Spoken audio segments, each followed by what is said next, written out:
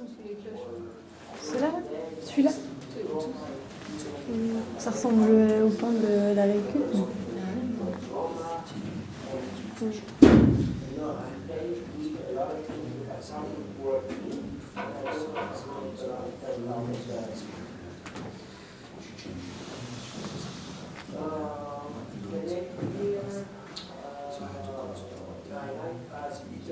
Everybody likes me, everybody loves me, I'm great, I'm a little genius,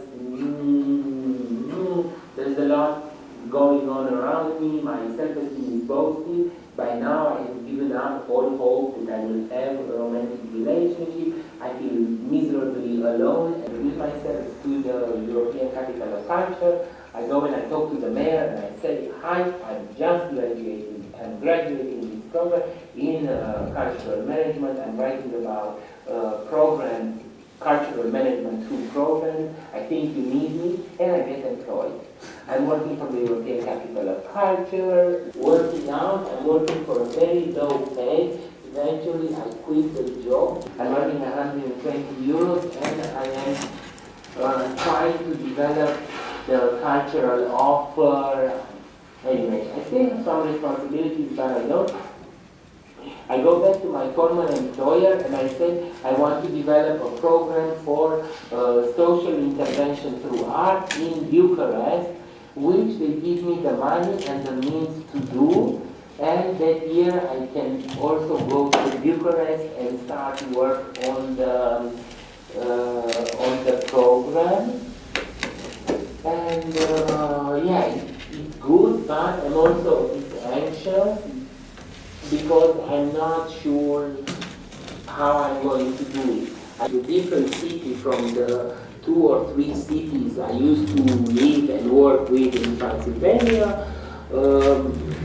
Bucharest is a big city with a lot of people. There's not a lot of concern for individual well-being.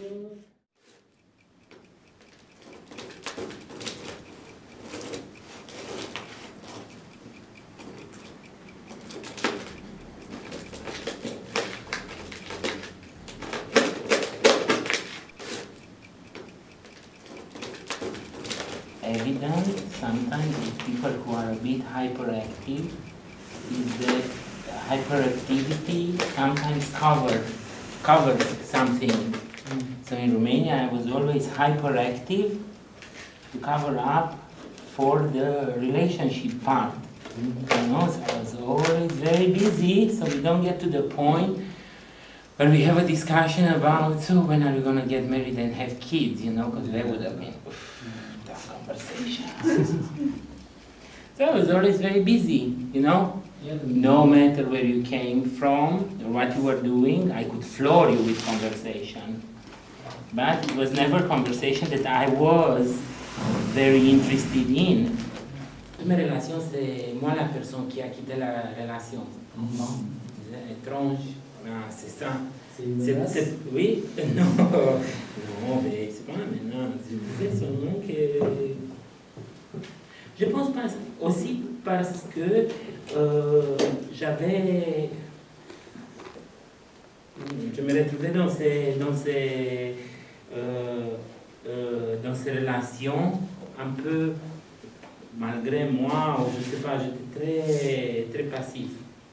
Et à la fin, je me suis rendu compte, ça ne m'intéresse pas vraiment. Tadam.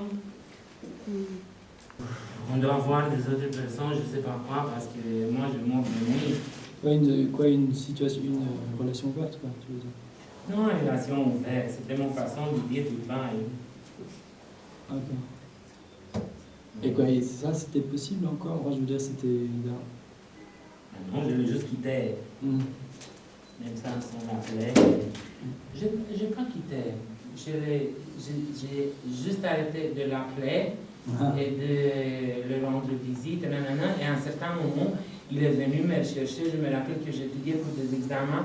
Il était au interphone, comment tu appelles ça?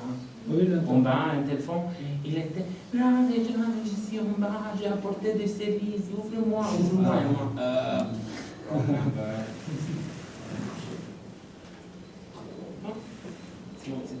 On le fait. Mhm. On dit.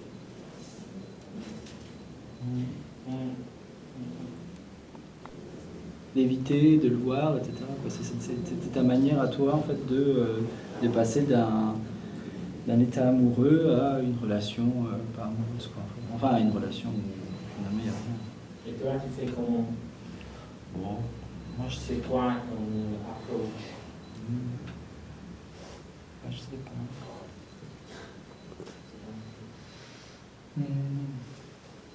Je n'en ai pas vraiment, on va dire. Quoi? Je n'en ai pas vraiment. Non, Non, j'ai pas, je sais pas. moi non plus, je vois avec les deux, avec les temps. Mhm. Non, ça c'était.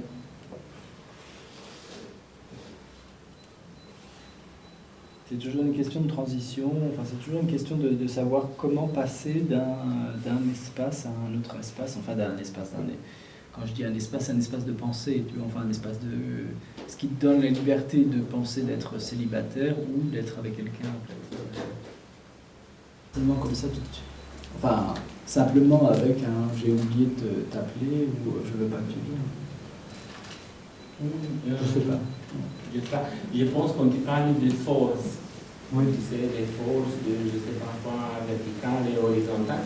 Je pense que ça, pour moi, c'était plutôt des forces sociales, de conformité du groupe, que les décisions personnelles que j'ai prises.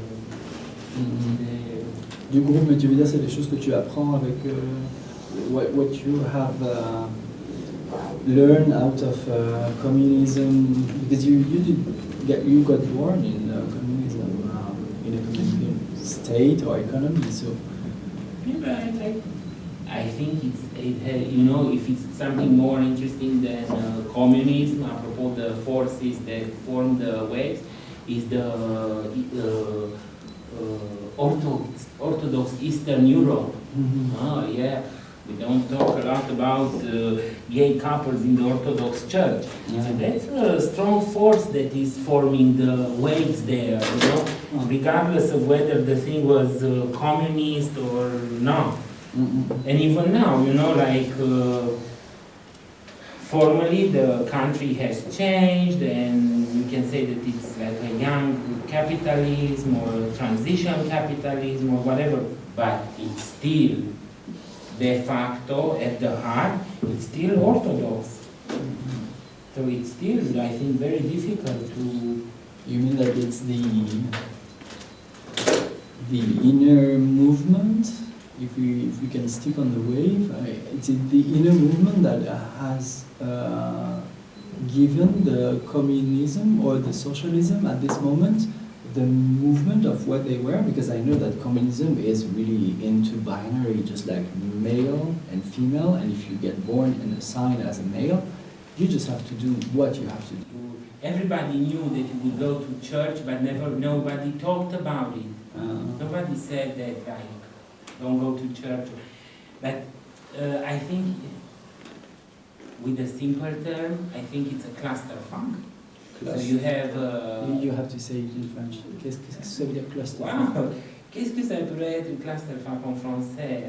I don't know. But you have a communist country which is in orthodox part of the world. So you have like two different types of almost totalitarian regimes which are imposing what it means to have a family, what it means to be male, what it means to be female, what it means to have a relationship, what it means to be in love, what is legal by the people to be in love, and what is legal by God to be in love.